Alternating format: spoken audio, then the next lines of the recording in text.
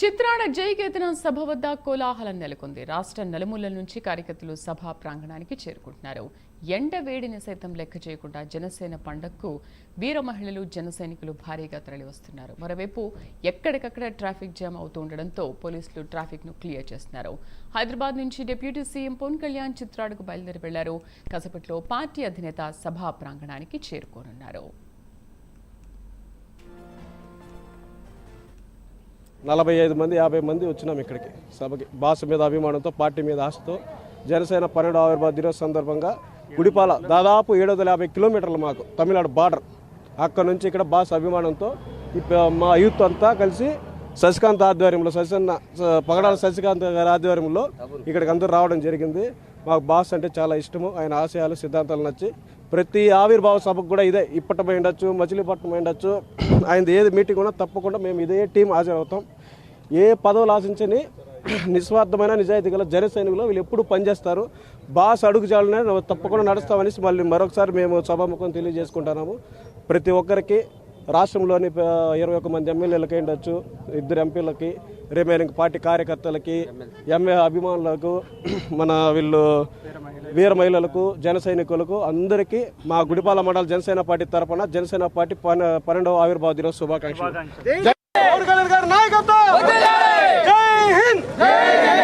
అలాగే జన సైనికులతో, వీర మహిళలతో కూడా ఇప్పుడే సభ అయితే కూడా పూర్తి స్థాయిలో నిండిన పరిస్థితి అయితే ఉంది. అయితే ముఖ్యంగా మనం చూసుకుంటే కనుక ఏదైతే కాకినాడ పిఠాపురం సంబంధించిన హైవేలో ఉన్నా ఇక్కడ దాదాపుగా చూసుకుంటే కనుక కిలోమీటర్ల మేర బస్సులుగా అయితే కనుక పూర్తి అయిపోయినాయి. దాదాపుగా వందల మంది కాదు, లక్షల మంది కూడా పూర్తి స్థాయిలో జన సైనికులు ఇంకా దాదాపుగా ఈ రోడ్డు మార్గాన్ని రావాల్సింది. పూర్తి స్థాయిలో మనం చూసుకుంటే కనుక దాదాపుగా స్థలం సరిపోలేందువల్ల పూర్తి స్థాయిలో కొన్ని బస్సులను ఇక్కడ ఆపేసడం జరిగింది. దాదాపుగా ఏదైతే ఈ పార్కింగ్ ఉందో ఈ పార్కింగ్ నుంచి దాదాపుగా జన సైనికులందరూ కూడా 3 కిలోమీటర్ల మీద లోపలికి వెళ్ళాలి.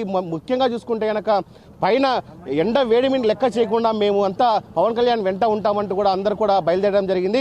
అయితే ఈ ఆవిర్భావ దినోత్సవానికి నేను సైతం అంటూ కూడా ఒక వికలాంగుడు రావడం జరిగింది. ఆయన అడిగి తెలుసుకుందాం, ఎక్కడి నుంచి వచ్చాడు, ఏంటి ఆయన అడిగి తెలుసుకుందాం. అన్న ఏంటి, ఎక్కడి నుంచి వచ్చారన్న? నాది పిఠాపురం నుంచి వచ్చానన్న. నేను జనసేన నాయకుడు అధినేతనే. నా కుటుంబం, నా వికలాంగులు ప్రత్యేకించి 10 మంది ఉంటారు. వాళ్ళు కూడా వెనకాల వస్తున్నారు మెల్లిగా తొక్కుకుంటూ. ఏంటంటే మాకు 3,000 రూపాయల నుంచి 6,000 రూపాయలు వస్తుందంటే అది అన్న దయ వల్లే. మేము ఇలాగ ఉన్నామంటే మాకు అన్న అండగా ఉన్నాడు. నాకు ఎప్పుడు ఈ అన్న ఎప్పటికీ మాకు ఇలాగ ఉండాలి, ఇంకా ఇంకా ఎన్నో చేయాలని మేము అన్ని అన్న గురించి మేము సైకిల్ మీద కాదు, లాస్ట్కి ఆటోలు పెట్టుకున్నాను పాక్కున్నాను వచ్చేస్తాం ఈ అన్న కోసం. ఈ అందరినీ అన్నని మాకు దైవంగా భావించి కొలుసుకుంటున్నాం. ఈ అన్నే మాకు కావాలి అన్న ఫీలింగ్తో మేము అన్నీ పిఠాపురం నుంచి తొక్కుకుంటూ వచ్చాం. ప్రతి నాయకుడు కూడా ఏది చేయలేదు. మాకు ఈ అన్న వచ్చిన కాడి నుంచి ఒక ఇదే కాదు, ఒక దేనికైనా సరే మాకు ఆపదంటే మాత్రం అన్న అండగా ఉంటున్నాడు.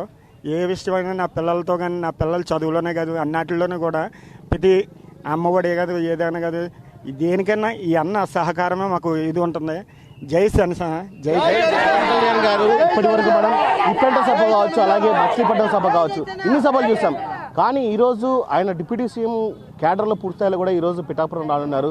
అలాగే ఆయన సభలో ఎటువంటి ఆసక్తికర వ్యాఖ్యలు చేసే అవకాశం ఉందా, అనిపిస్తుందా మీకు ఏమైనా? నాకు అయితే వెహికల్స్ ఛార్జింగ్ సైకిల్ ఇచ్చారు చాలామందికి. అన్న వచ్చిన తర్వాత ట్రై సైకిల్ రావాలి అంటే ఒక 5 సంవత్సరాలు 10 సంవత్సరాలు అయితే కానీ పెట్టుకున్నా కూడా వాళ్ళు ఫోన్ చేసేస్తానన్నట్టు చేసేవాడు కాదు. ఈరోజు అన్న గెలవగానే ఛార్జింగ్ సైకిల్ వెంటనే మా వికలాంగులందరికీ ఛార్జింగ్ సైకిల్ ఇచ్చాడు. ఒక ఆసక్తి గల ధైర్యాన్ని ఇచ్చాడు.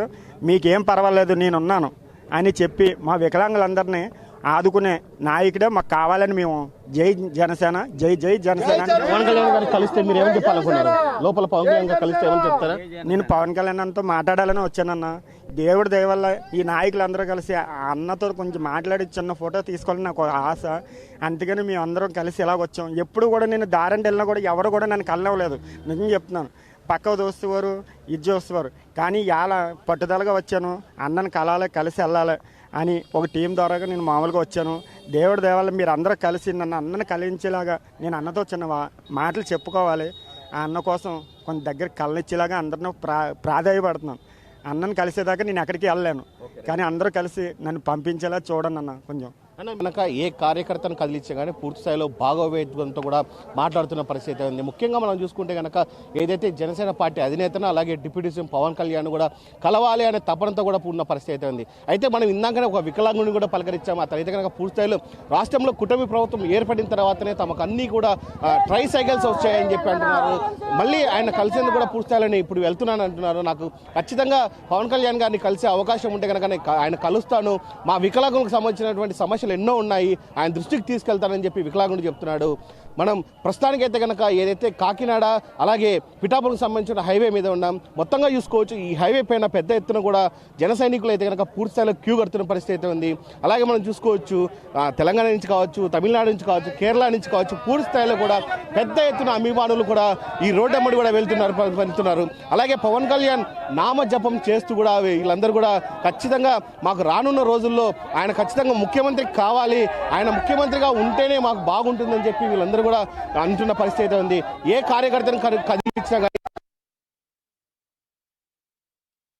ఎటువంటి న్యాయం స్థాయిలో కుటుంబ ప్రభుత్వం వచ్చిన తర్వాత అన్ని అందుతున్నాయి, పెన్షన్ అందుతుంది, అలాగే ప్రతిదీ జరుగుతుందని చెప్పి చెప్తున్న పరిస్థితి అయితే ఉంది. పిఠాపురం నేషనల్ హైవే నుంచి వీడియో జర్నలిస్ట్ రాకేష్తో సుధీర్, ప్రైమ్9 న్యూస్, పిఠాపురం.